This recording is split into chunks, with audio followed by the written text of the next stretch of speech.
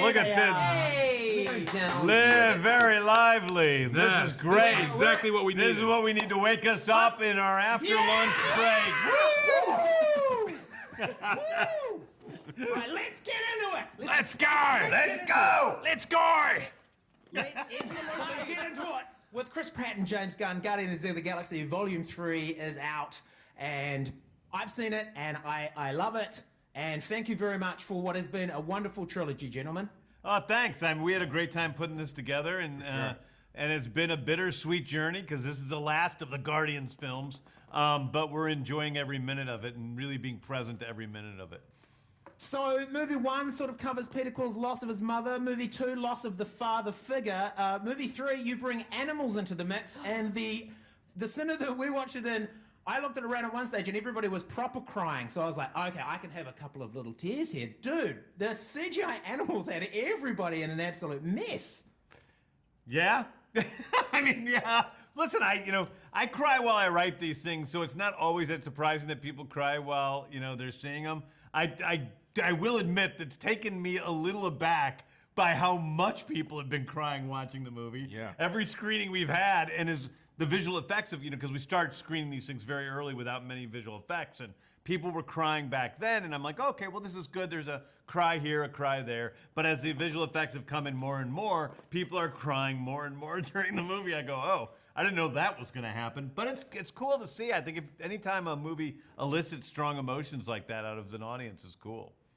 Chris, what did you think when you saw it? Because you didn't write it, you kind of, you know, weren't in some of the scenes. When you first saw it, did it wreck you?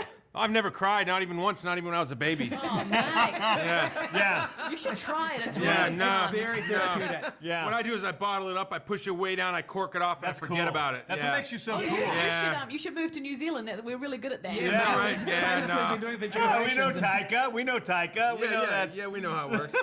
Nah, Tiger's a pussy compared to the rest of us. The rest of us just like, Nice, Fathers and yeah. sons, it's a Warrior handshake. mentality. We get it. absolutely. I was moved. I was very moved by that, and in the script, but also in the film. I gave myself this gift this time around, which is I didn't watch anything until the premiere just a few days ago. I wouldn't watch any of the early assemblies. I wouldn't, when we were doing ADR, I'd keep my eyes closed mostly. I wanted to see as little as possible so I could be swept up in the journey. You kept your eyes closed during the ADR? Yeah. How did you know what your lips were doing? The sound. But sometimes you were putting something different in your lips.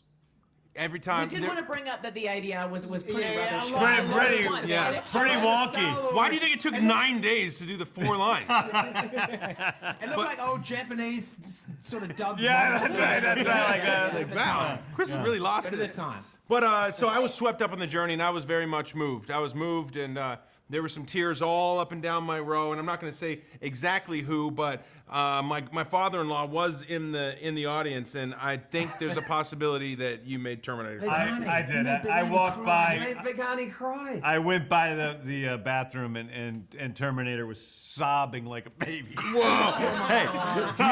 Hey, that was James that said that. Arnold, not me. That was Chris's voice, I think, on radio, right? You said that about you. If I recall correctly, the quote was, "My father-in-law sobbed I said an ugly I don't cry." know what I said. I Dude, don't know if it you- was him, but somebody in our row cried.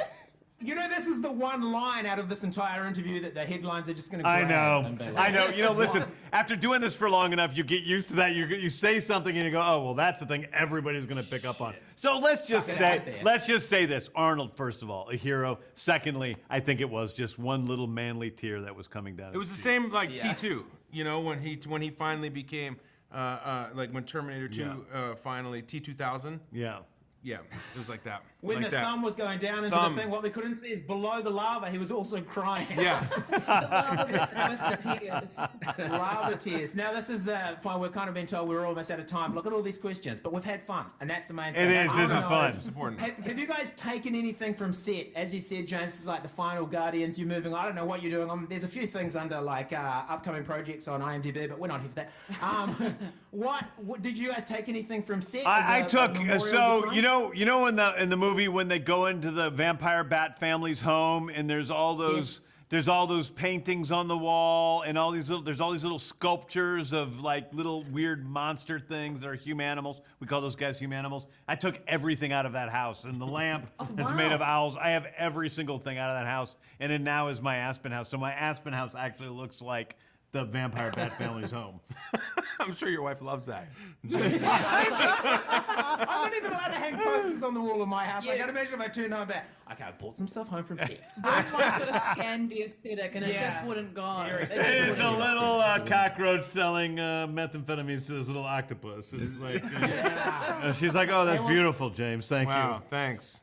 And what about you, Chris? Did you take anything from I always your take, time yeah, on I the always days? take a bunch of stuff. At this point, I'm just back the U-Haul up and just say, hey, take everything.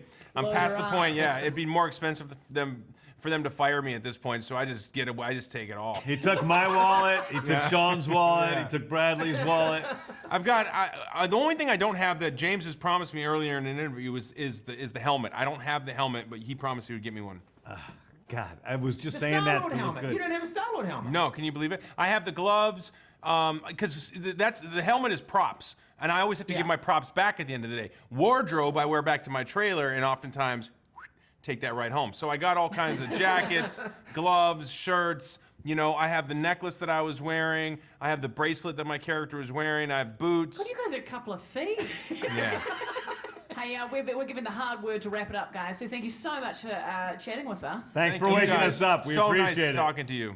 Didn't even get to talk about the soundtrack, but that again is mwah. so well done. Oh, Mwah. thanks. Mwah. Thank you so much. Beautiful Thanks. movie. Loved it so much. Cheers for your time, Bye, guys. guys. All right, see you guys.